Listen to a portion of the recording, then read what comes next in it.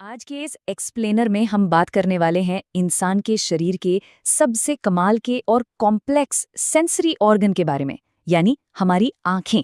जरा सोचिए, ये सिर्फ रोशनी अंदर लेने का कोई साधारण सा जरिया नहीं है, बल्कि इसका पूरा का पूरा डिजाइन किसी मास्टरपीस इंजीनियरिंग से कम नहीं है। चलिए इसे डिकोड करते हैं। अब इस पूरी दुनिया को देखने वाले इस अंग का एक्चुअल साइज क्या है, गेस कीजिए। ये सिर्फ 2.5 सेंटीमीटर है। जी हाँ, 2.5 सेंटीमीटर। हमारी आंख लगभग एक गोल आकार की होती है, जिसे हम स्फेरिकल कहते हैं, और इसका पूरा डायमीटर बस 2.5 सेंटीमीटर का होता है। मतलब एक छोटी सी गेंद जैसी चीज, और इस पूरे ब्रह्मांड को समझने की इतनी भयंकर ताकत। तो अब सवाल उठता है कि ये 2.5 सेंटीमीटर की डेलिकेट सी गेंद आखिर सेफ कैसे रहती है। यहीं पर एंट्री होती है ऑर्बिट की। आंख के सॉफ्ट टिश्यूज की बात करने से पहले इसकी लोकेशन समझना बहुत जरूरी है। ऑर्बिट हमारी खोपड़ी यानी स्कल के अंदर हड्डियों से बना एक खोखला सांचा है। इसी सांचे के अंदर हमारा नेत्रगोलक या आईबॉल बिल्कुल सेफ और फिक्स रहता है। सच कहें तो इसी मजबूत तिजोरी के अंदर से हमारी आंख का असली सफर शुरू होता है। आइए देखते हैं कि आज हम किन किन चीजों को कवर करने वाले हैं। सबसे पहले आंख की बेसिक्स, फिर इसके सुरक्षात्मक सहायक अंग, उसके बाद बाहरी फाइबर परत, मध्य संवहनीय या वैस्कुलर परत, आंतरिक रेटिना परत, और आखिर में सबसे जरूरी, देखने की पूरी प्रक्रिया। चलिए शुरू करते हैं हमारे दूसरे सेक्शन से, सुरक्षात्मक सहायक अंग, यानी हमारी आंख की फर्स्ट लाइन ऑफ डिफेंस। ये जो फिजिकल शील्ड है ना, ये किसी अचूक सिक्योरिटी सिस्टम जैसी है। सबसे पहले आती हैं हमारी भौएं, यानी आईब्रोज। ये असल में बालों के छोटे रोम हैं जो ऊपर से गिरने वाली धूल मिट्टी को सीधे आंख में जाने से रोकते हैं। फिर आती हैं हमारी पलकें, जो स्किन की एक बहुत ही पतली लेयर होती हैं।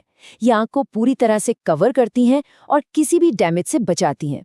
और हाँ, सबसे इंटरेस्टिंग है लैक्रिमल ग्लैंड। ये दोनों आंखों में होती है और लगातार आंसू बनाती रहती है ताकि आंखें साफ रहें। एकदम परफेक्ट सिक्योरिटी शील्ड। अब आंसुओं की बात निकली है तो एक बहुत ही अमेजिंग फैक्ट जान लीजिए। ये लैक्रिमल ग्लैंड कोई नॉर्मल पानी नहीं बनाती। इन आंसुओं में प्रोटेक्टिव एंटीबॉडीज होते हैं और साथ ही होता है नेचुरल क्लीनिंग सॉल्ट, यानी सोडियम क्लोराइड। तो बेसिकली ये नमकीन लिक्विड हमारी आंख को लगातार एक्टिवली साफ करता रहता है ना कमाल की बात। आगे बढ़ते हैं तीसरे सेक्शन की तरफ, बाहरी फाइबर परत, यानी आंख की वो मजबूत आउटर शील्ड। बाहरी सिक्योरिटी को पार करके अब हम आईबॉल के मेन स्ट्रक्चर में आ गए हैं। इस आउटर फाइबर लेयर के 2 मेन पार्ट्स होते हैं। पहला है स्क्लेरा। ये कोलेजन फाइबर से बना लगभग 1 मिलीमीटर मोटा हिस्सा है, जिसे हम अपनी भाषा में आंख का सफेद भाग कहते हैं। ये बहुत टफ होता है और आंख को बचाता है। और दूसरा पार्ट है कॉर्निया, जो आंख के बिल्कुल सामने की तरफ होता है। ये सिर्फ 0.5 मिलीमीटर मोटी एकदम शीशे जैसी ट्रांसपेरेंट लेयर है। ट्रांसपेरेंट होने की वजह से ही रोशनी इसके आर पार जा पाती है। इन दोनों का थिकनेस और काम बिल्कुल अलग अलग है। अब बात करते हैं सेक्शन 4 की, मध्य संवहनीय परत, जिसे यूविया भी कहा जाता है। अगर आंख की सबसे बाहरी लेयर को छील कर देखा जाए तो मिलेगी ये मिडिल लेयर, यानी यूविया। इसका मेन काम है आंख को न्यूट्रिशन देना और रोशनी को कंट्रोल करना। इसके 3 मेन हिस्से होते हैं। पहला है कोरोइड, जो स्क्लेरा के ठीक नीचे होता है। ये डार्क ब्राउन कलर की लेयर होती है जिसका काम है ब्लड सप्लाई करना। दूसरा है सिलियोरी बॉडी, जो कोरोइड के आगे होती है। ये आंख का शेप तो मेंटेन करती है, साथ ही एक खास लिक्विड जिसे एक्वस ह्यूमर कहते हैं वो भी बनाती है। और तीसरा आइरिस, ये कॉर्निया के ठीक पीछे होता है। हमारी आंख का जो भी रंग होता है ना, नीला, भूरा या काला, वो इसी आइरिस की वजह से होता है।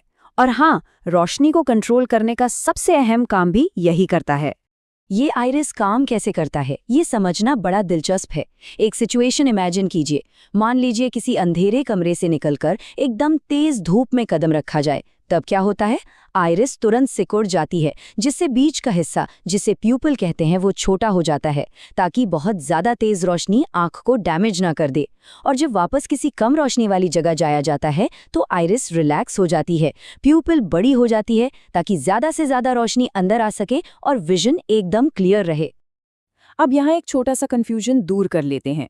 ये प्यूपिल कोई सॉलिड चीज या स्ट्रक्चर नहीं है, बिल्कुल नहीं।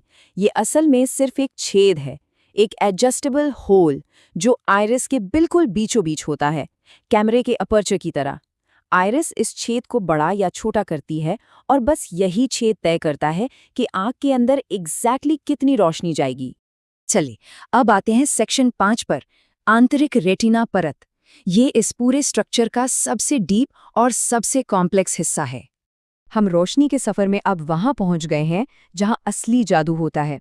एक बार इस स्टेटमेंट पर गौर कीजिए, जब लेंस प्रकाश को रेटिना पर फोकस करता है तो ये उस इमेज को एक इलेक्ट्रिक सिग्नल में बदलकर सीधा दिमाग को भेज देता है। मतलब जब तक रोशनी इस सबसे अंदरूनी और पतली लेयर तक नहीं पहुंचती, तब तक वो सिर्फ और सिर्फ रोशनी है। रेटिना असल में एक डिजिटल ट्रांसलेटर की तरह काम करता है।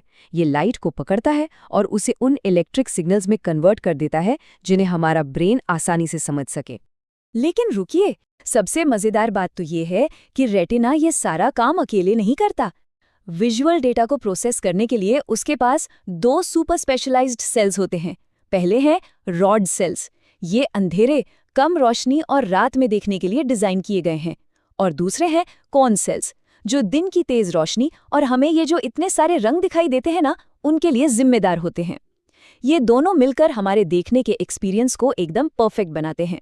और अब हम अपने आखिरी हिस्से यानी सेक्शन 6 पर आ गए हैं, देखने की प्रक्रिया। आइए इस पूरे डायनामिक सीक्वेंस को एक साथ जोड़ते हैं।